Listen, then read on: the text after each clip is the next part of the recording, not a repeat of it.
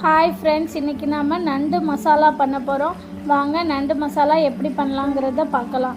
நண்டு மசாலா பண்ணுறதுக்கு முதல்ல நண்டை நல்லா க்ளீன் பண்ணி எடுத்து வச்சுக்கோங்க. அதுக்கப்புறம் சின்ன வெங்காயம், மல்லி, புதினா, கருவேப்பிலை, மிளகாய், தக்காளி, இஞ்சி பூண்டு எல்லாம் ரெடியாக இருக்குது. வாங்க எப்படி பண்ணலான்னு பார்க்கலாம். அடுப்பில் ஒரு பேன் வச்சுக்கோங்க. அதில் தேவையான அளவு ஆயில் ஊற்றிக்கலாம். ஆயில் நல்லா ஹீட் ஆனதுக்கப்புறமா ஒரு ஸ்பூன் சோம்பு போட்டுக்கலாம். சோம்பு நல்லா பொரிஞ்சதுக்கப்புறமா கருவேப்பிலை போட்டுக்கலாம். கருவேப்பிலையும் போட்டு நல்லா வதக்குங்க. இது ரெண்டு நல்லா வதங்கினதுக்கப்புறமா நம்ம சின்ன சின்னதாக கட் பண்ணி வச்சுருக்க சின்ன வெங்காயம் போட்டுக்கலாம். சின்ன வெங்காயம் போட்டு அதையும் நல்லா வதக்குங்க.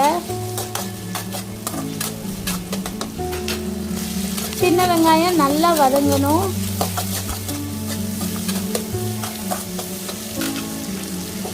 சின்ன வெங்காயம் வதங்கினதுக்கப்புறமா ஒரு மிளகாய் அதையும் சின்னதாக கட் பண்ணி போட்டுக்கலாம்.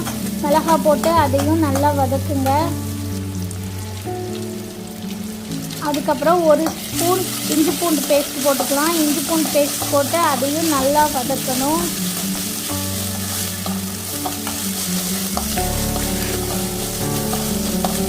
இஞ்சி பூண்டு பேஸ்ட் போட்டு நல்லா வதக்கி இஞ்சி பூண்டோட பச்சை வாடை எல்லாம் போனதுக்கப்புறமா நாம் சின்ன சின்னதாக கட் பண்ணி வச்சுருக்க தக்காளி போட்டுக்கலாம். தக்காளி போட்டு அதையும் நல்லா வதக்குங்க.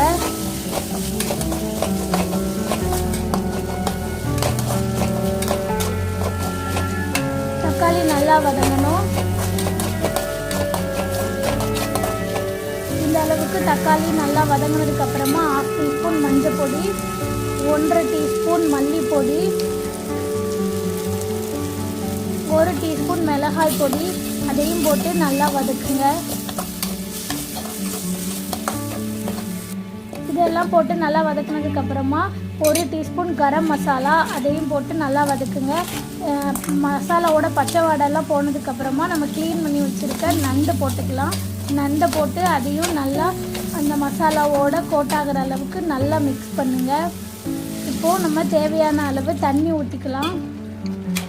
தண்ணி ஊற்றி அதையும் நல்லா மிக்ஸ் பண்ணதுக்கப்புறமா இந்த ஸ்டேஜில் நாம் இப்போது உப்பு சேர்த்துக்கலாம். உப்பு சேர்த்து அதையும் நல்லா மிக்ஸ் பண்ணுங்கள். இதெல்லாம் நல்லா மிக்ஸ் பண்ணதுக்கப்புறமா ஒரு மூடி போட்டு அதை மூடி வச்சிடலாம். அப்பப்போ திறந்து கிளறி விட்டுக்கிட்டே இருங்க. நல்லா அது கொதிச்சு வரணும். நல்லா கொதிச்சு இந்த அளவுக்கு வத்தினதுக்கு அப்புறமா ஒரு ஸ்பூன் மிளகு பொடி சேர்த்துக்கலாம். மிளகு பொடி சேர்த்து அது கொஞ்சமாக மல்லி அதையும் நல்லா கட் பண்ணி சேர்த்துக்கோங்க. சேர்த்துட்டு இது எல்லாத்தையும் நல்லா மிக்ஸ் பண்ணுங்க.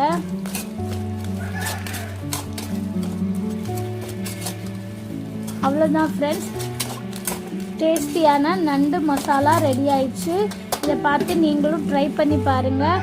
இந்த வீடியோ பிடிச்சிருந்தா லைக் பண்ணுங்கள், ஷேர் பண்ணுங்கள். மறக்காமல் GR Kids Officialக்கு சப்ஸ்கிரைப் பண்ணுங்கள்.